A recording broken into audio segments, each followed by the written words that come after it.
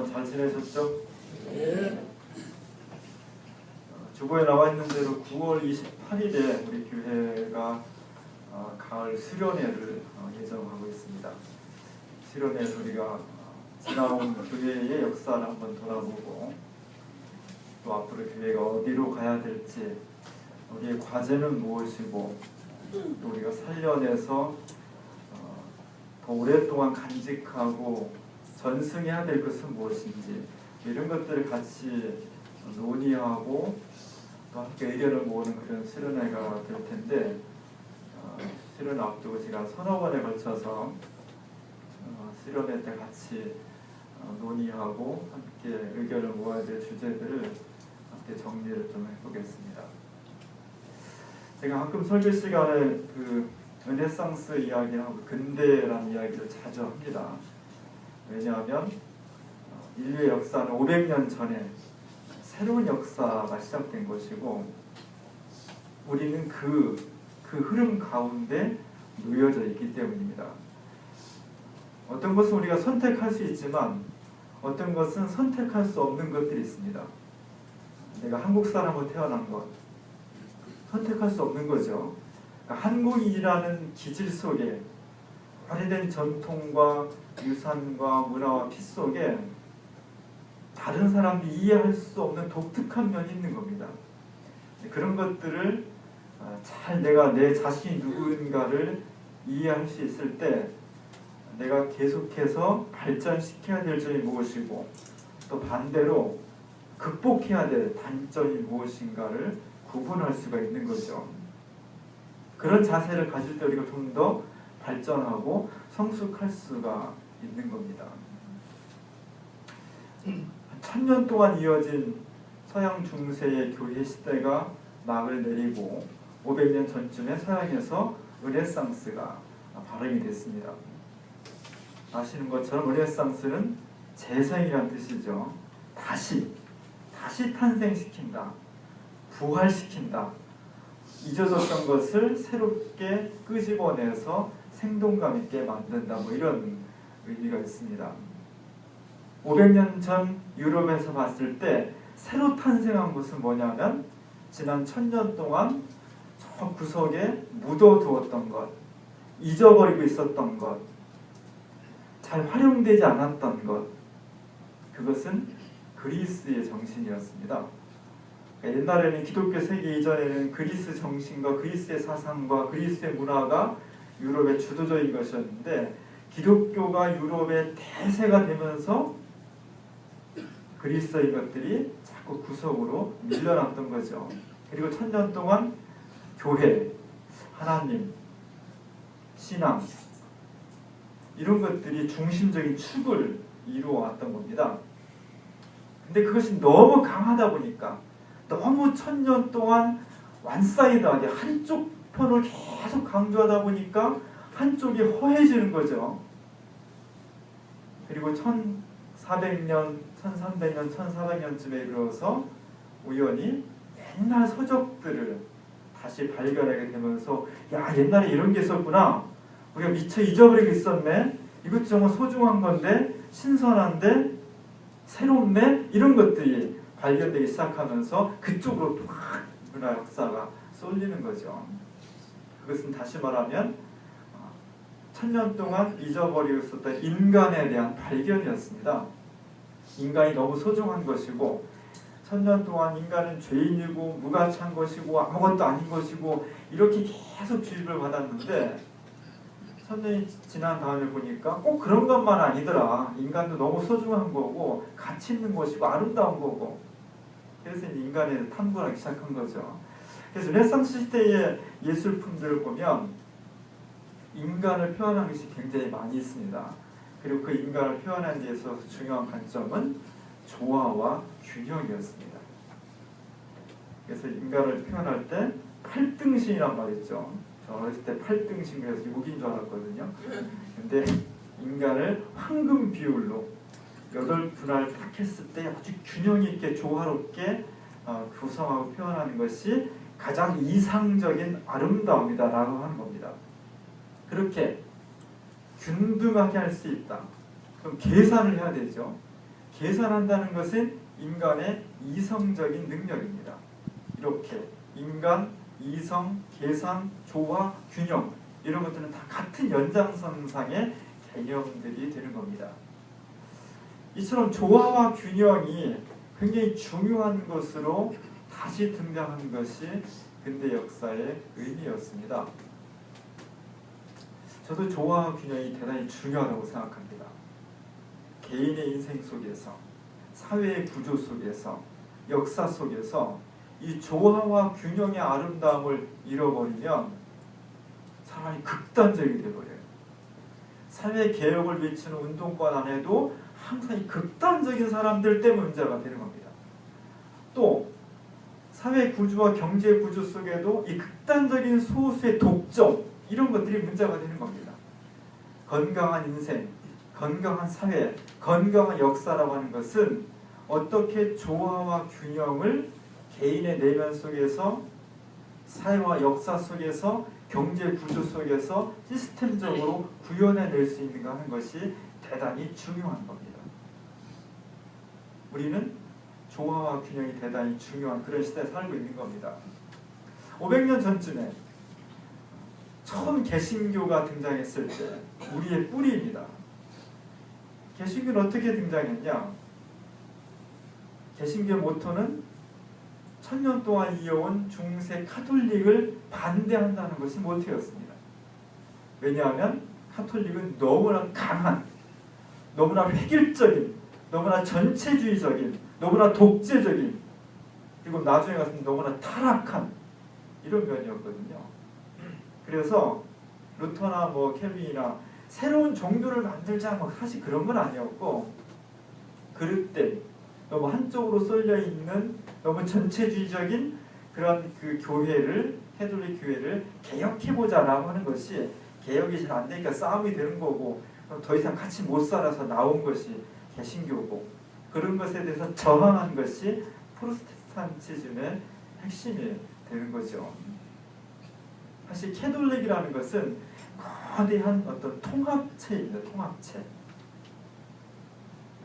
그 통합체가 교회뿐만 아니라 권력과 부와 명예와 권위를 같이 가지고 있을 때 그것은 가히 어떤 것이 넘볼 수 없는 거대한 체계가 되는 거죠. 이런 거대한 체계에 있어서 항상 사고방식은 전체를 보게 되는 겁니다. 개인은 별로 중요하지 않아요. 개체, 사소한 일, 일상 이런 것들은 별로 중요하지 않습니다.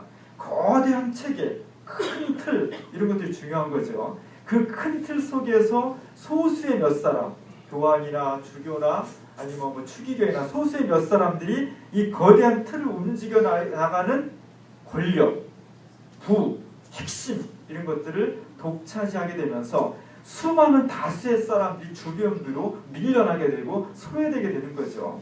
그걸 처음에는 잘 몰랐다가 한 사람씩 깨닫기 시작하는 겁니다.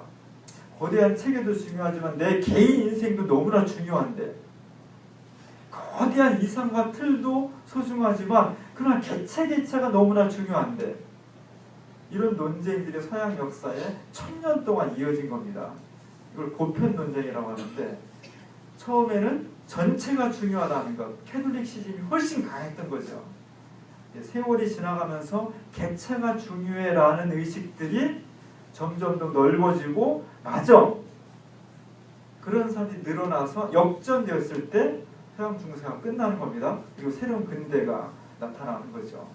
그래서 개신교는 태생적으로, 한국 사람은 태생적으로 왜 그러냐고 묻기 전에 김치찌개 먹어야 되고 고추장을 먹어야 속이 편해.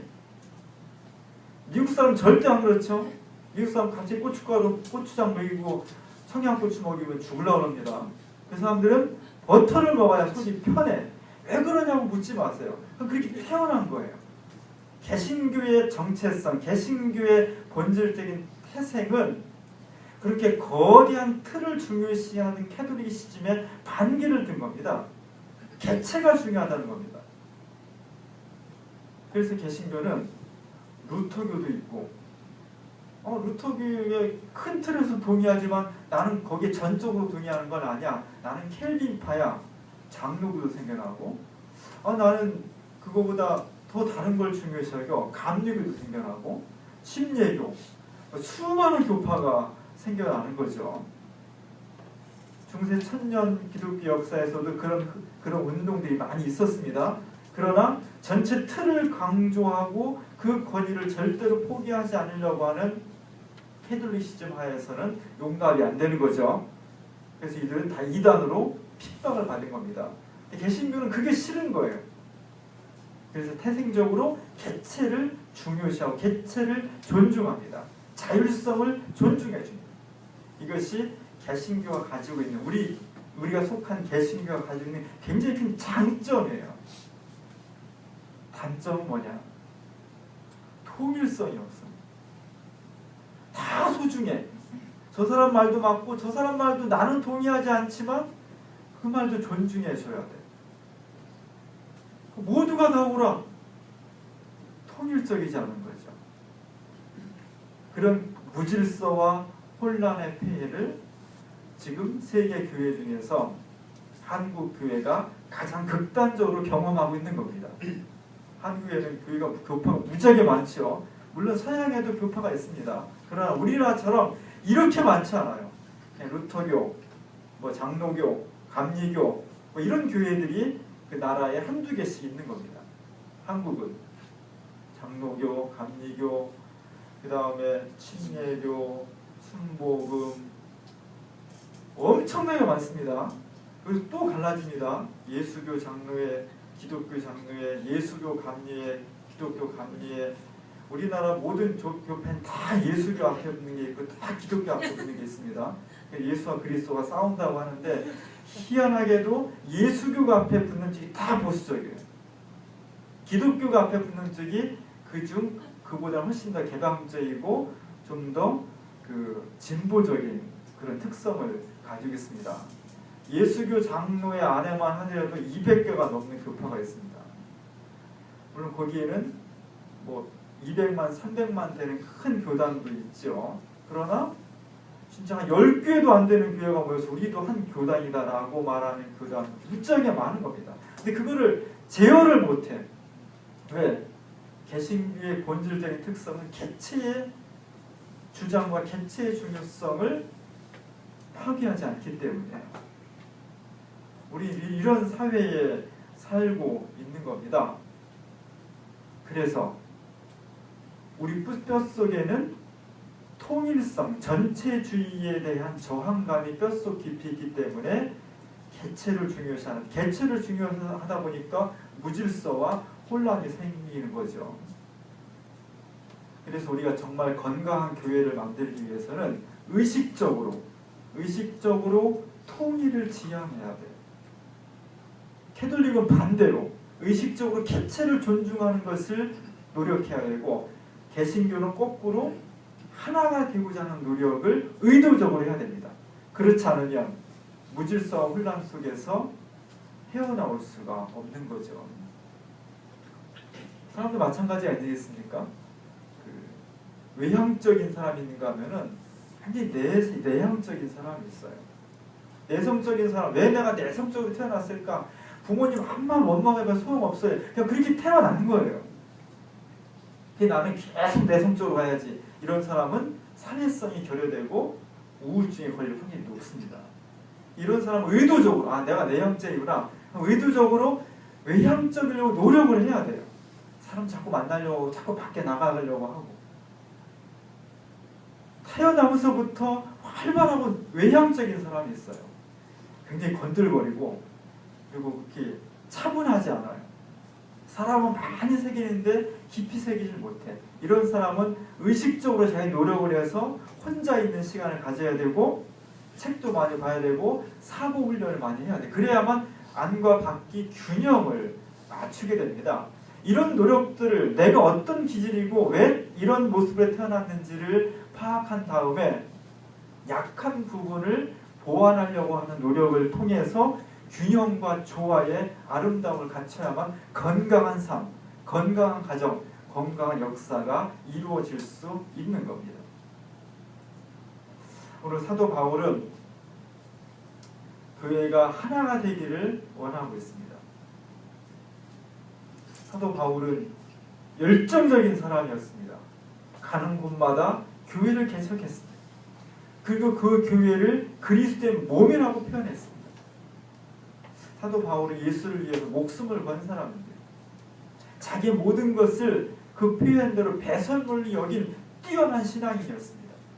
그리고 예수님은 목숨처럼 사랑하는 예수님은 지금 보이지 않습니다. 남아있는 것은 그리스도의 모임 교회입니다. 자기의 학식, 정열, 헌신 모든 것을 투여해서 만든 것이 교회입니다. 그 교회 중에 하나인 에베소 교회가 지금 분란에 휩싸여 있다는 겁니다.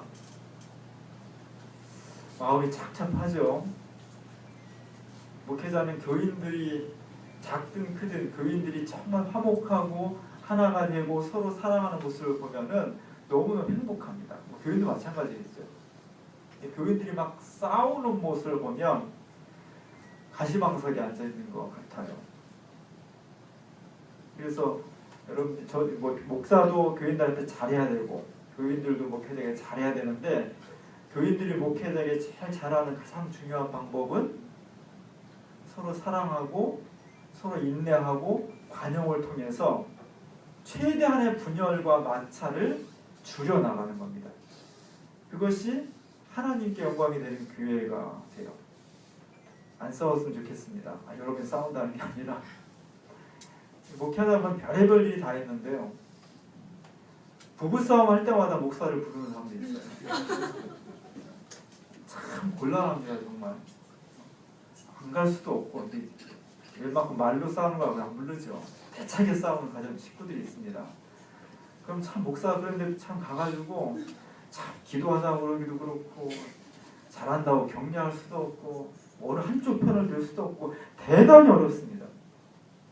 교회 전체적으로 봐도 교인들이 자꾸 분쟁이 생기고 하나가 되지 못하면 목회자가 괴로워요. 자꾸 신경을 써야 되고 힘들어요. 그렇다고 시시비비를 가려서 당신은 옳고 당신은 잘못됐어 이렇게 말하기도 굉장히 어렵습니다. 사도 바울이 지금 그런 상황입니다.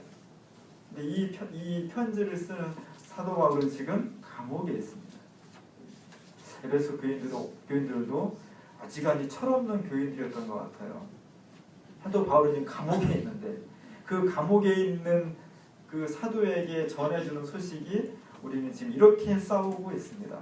아무리가 이렇게 해서 분란을 일으켰고 거기에 응징하려고 이런 모임이 있었고 이렇게 서로 싸워서 기분이 나빴고 뭐 이런 소소한 얘기들이 다 들어가는 거죠. 교회가 잘 되고 있습니다. 걱정하지 마십시오. 기도 열심히 하고 있습니다. 뭐 이렇게 그런 말씀이 들어가야 감옥에서 힘든 사도 바울이 새로운 격려를 얻고 새로운 목회적인 비전을 가질 텐데 들려오는 것이 싸움한다는 소식이니까 너무너무 힘들었던 거죠. 이런 교회를 향해서 사도 바울이 오늘 이야기를 하고 있는 겁니다. 여러분 하나가 되어야 됩니다. 성령은 어떤 분이냐? 이렇게 갈라져 있는 서로 나뉘어져 있는 마음이 안 맞는 그래서 막 미움이 솟아나는 도저히 참을 수 없는 그런 사람들을 성령께서 하나로 묶어주시고 통전케 해주시고 그런 공동체를 사랑의 공동체로 만들어가는 것입니다. 이 말을 뒤집으면 여러분이 성령을 받은 사람들이라고 한다면 진짜 성령의 사람이라고 한다면 다른 것보다도 분열을 극복하고 미움을 극복하고 사랑과 평화의 공동체를 이루어가는 사람 그 사람이 진짜 성령 충만한 사람입니다. 그 얘기를 하고 있는 겁니다. 우리나라는 참 아쉽게도 성령 받았냐 그것은 곧 방언하냐 이 말하고도 같은 똑같지는 않지만 우리의 느낌이 그렇습니다. 성령 받았냐 그러면 뭔가 막 기도하다가 쓰러져가지고 뭐 입신을 하고 막 그래야 또는 개인적인 질병을 성령을 통해서 뜨거운 불이 임해가지고 그 부위가 막 뜨겁게 달구어져서 치유되는 그런 것들과 같은 것으로 이해를 하는 경향이 강합니다. 그렇죠. 성령 임하면 마음이 뜨겁습니다. 성령 임하면 내 몸속에 있는 이 암덩어리가 치유될 수 있습니다. 성령이 임하면 방언합니다. 성령이 임하면 이 세계가 아닌 하늘나라를 볼 수도 있습니다. 그러나 그것이 다는 아닌 거죠. 오히려 성경을 통해서 드러나는 성령의 역사는 이렇게 개체적인 성령이 아니라 그 성령의 역사가 공동체적이고 역사적이고 하나님의 정의와 평화를 실행하는 그런 공적인 성격을 띤 성령이 훨씬 강했던 겁니다. 근데 그런 성격의 성령은 한국교회에서 다 무시되어지고 자꾸 개인적인, 내면적인, 개체적인 것이 지나치게 강조됨으로써 성령에 대한 이해에서 또한 조화와 균형을 잃어버린 것이 우리의 현실인 겁니다. 오늘 사도 바울은 정말 성령이 어떤 분이냐, 오늘 성령 강림 15번째 주일인데 우리를 하나 되게 한다는 거죠. 저 교회가 정말 성령 충만한 교회냐 아니냐라는 것을 판정하는 것은 얼만큼 소리를 지르고 막 뒤집어지듯이 기도하냐는 그것이 첫 번째 기준이 아니라 저 교회가 얼만큼 그리스도 안에서 하나 되고 있느냐, 얼만큼 평안하며 얼만큼 예수 그리스도 안에서 굳건히 연결되어 있느냐 하는 것이 아주 조용한 교회라 할지라도 그렇게 되어 있으면 그 교회는 성령이 충만한 교회다라고 말할 수 있는 겁니다. 오늘 우리는 하나가 되는 교회를 위해서 노력해야 됩니다. 개신교는 그래서 말이 많다지 말이 많아요. 개신교는 말이 많은 이 교회, 왜냐하면 개인이 다 중요하니까. 그래서 한 교회가 하나가 되기 위해서 중요한 방법은 민주적인 절차입니다.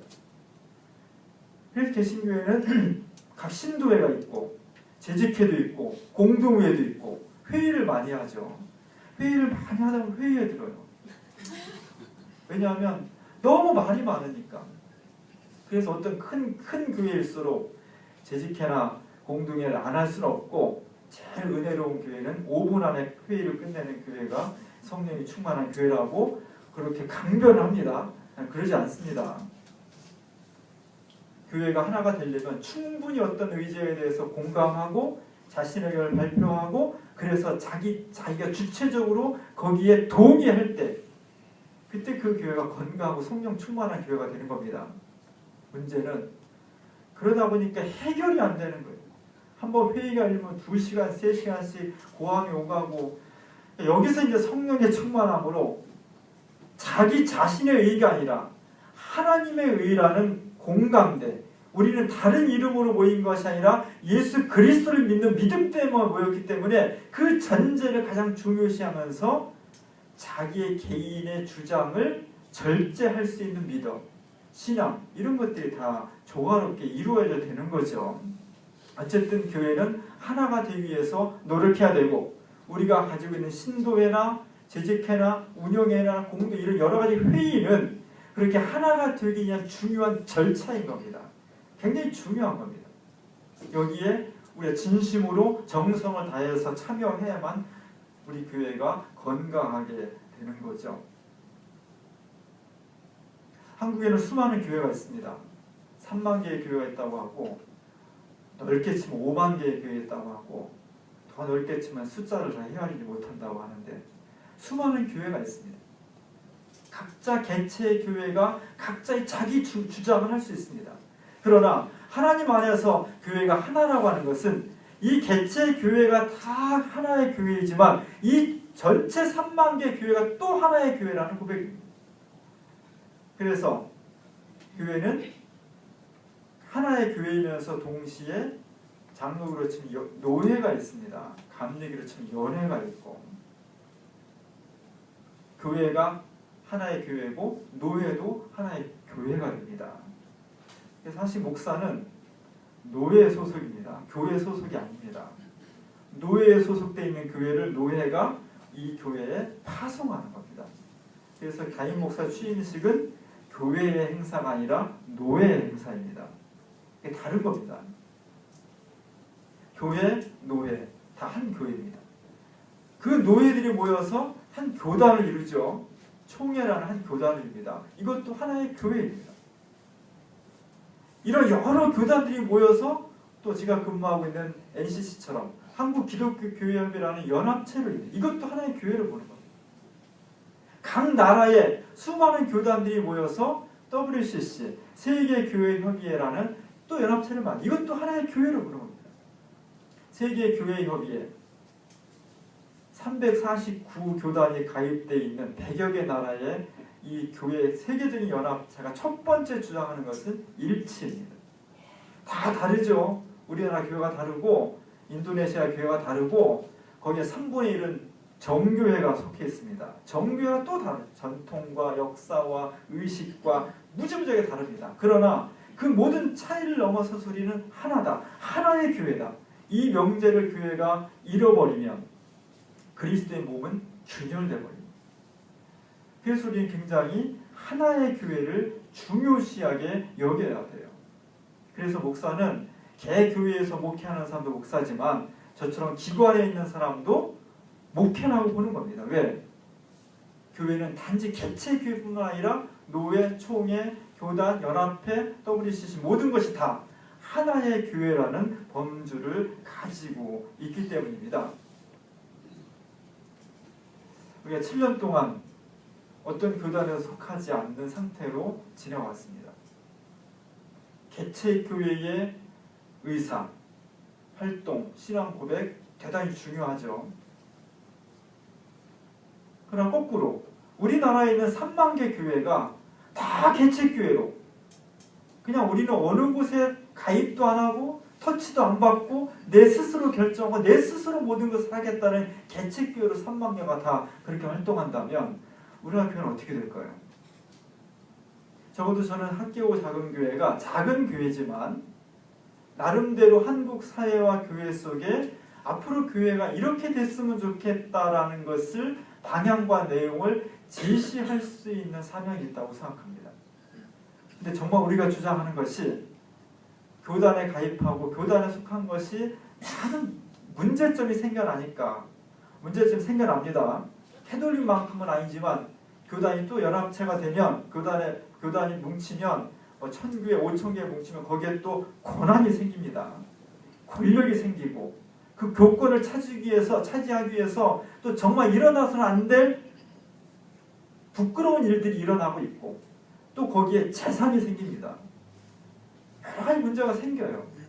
그럼에도 불구하고 그런 것들을 넘어서서 우리가 정말 교회의 참된 모습을 제시하기 위해서 우리는 어떤 것을 주장해야 되는지 우리는 지난 7년 동안 개체 한 교회로서 활동을 해왔습니다.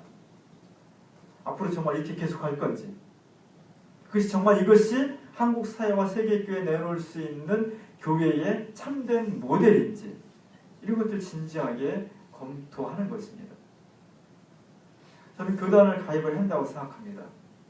제가 처음 오면서부터 누차 강조했듯이 독립교회는 독립교회 나름대로의 의미가 있습니다.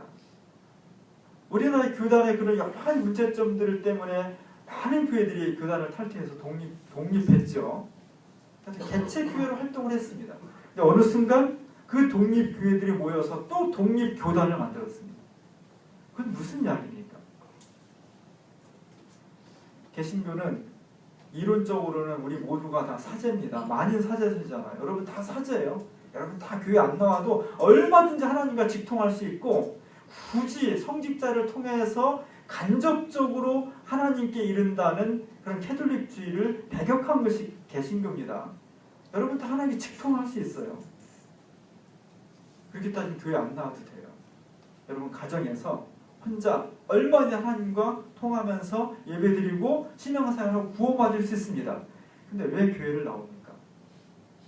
그런 우리의 이상과 실제 생활하다 보면 인간의 연약함, 죄성, 신을 등지고 싶은 마음 이 수많은 것들이 어우러져서 그게 잘 안 되기 때문에 현실적인 대안이 교회 공동체가 되는 겁니다. 여기 와서 전문적인 말씀도 듣고 또 나와 신앙생활 같이 하는 사람과 함께 연대하고 같이 슬픔과 기쁨을 나누고 위로받고 기도하고 하면서 신앙을 통해 하나님께 이른다는 것이 현실적인 대안인 겁니다. 마찬가지로 이론적으로는 교회가 얼마든지 개체교회를 할 수 있어요. 그러나 실제 해보니까 거기에 수많은 또 문제점들이 드러나게 되는 겁니다. 이제 새로운 시대를 우리가 준비하면서 우리는 결단을 해야 되고 또 우리 스스로 억지로가 아니라 기꺼이 새로운 공동체의 출발을 선언해야 될 겁니다. 저는 이번 수련회에서 그런 것들이 좀 정리가 확실하게 됐으면 좋겠습니다. 교단 가입하는 것 많은 부담이 있습니다. 부담도 져야 되고 강제로 어떤 것도 해야 되고, 그러나 무엇이든지 권한이 있으면 책임이 뒤따르는 겁니다. 권한을 함께 누리고 책임을 함께 나눔으로써 새로운 역사를 만들어가는 겁니다. 우리 교회가 7년 동안 독립된 개척교회로서 살아왔고 그 나름대로 많은 역할을 했다고 생각합니다. 그러나 이제는 정말 이 체제로 계속할 거냐? 그런데 진지한 고민을 이미 많이 해왔습니다. 이제 우리가 결단을 내려서 이렇게 계속 가자, 아니면 하루빨리 결단을 내려서 우리 교회가 새로운 체제를 정비해야 될 시점에 와 있습니다. 대명제는 교회는 하나라는 것을 잊어버리지 말자는 것입니다. 그리고 우리는 태생적으로 개체화되려고 하는 속성을 지니고 있기 때문에 의도적으로 공동체적이려고 하는 노력을 해야 된다는 것, 그래야만 조화와 균형의 아름다움과 선을 이룰 수 있다는 것을 깊이 각인해야 될 것입니다. 오늘 교회가 하나라는 사도 바울의 말씀, 성령은 바로 그 음성을 우리에게 들려주고 있다는 것을 우리 모두가 가슴 깊이 생각하면서 사개월 자금교회 앞날을 위해서 함께 기도하고 또 결단하는 우리 모두가 될 수 있기를 주님의 이름으로 간절히 축원합니다. 은혜로우신 하나님, 교회는 모두가 하나입니다. 한국에만도 수많은 교회가 있고 전 세계에 셀 수 없을 만큼의 교회가 많이 있지만 우리는 모두가 다 그리스도 안에서 하나입니다. 우리는 태어나면서부터 하나가 되기보다는 나 혼자가 되고 싶은 성향을 가지고 있습니다. 개신교는 특별히 그렇습니다. 그래서 오늘의 무질서와 혼란을 야기하고 있습니다. 이제 저희들에게 하나가 되고자 하는 믿음과 은총을 베풀어 주셔서 여러 가지 어려움에 불구하고 사개오 작은교회의 앞날을 위해서 기도하며 결단하며 새로운 구조 속에서 우리가 힘차게 주의를 나갈 수 있는 믿음을 우리 모두에게 베풀어 주시옵소서. 예수님의 이름으로 간절히 기도합니다.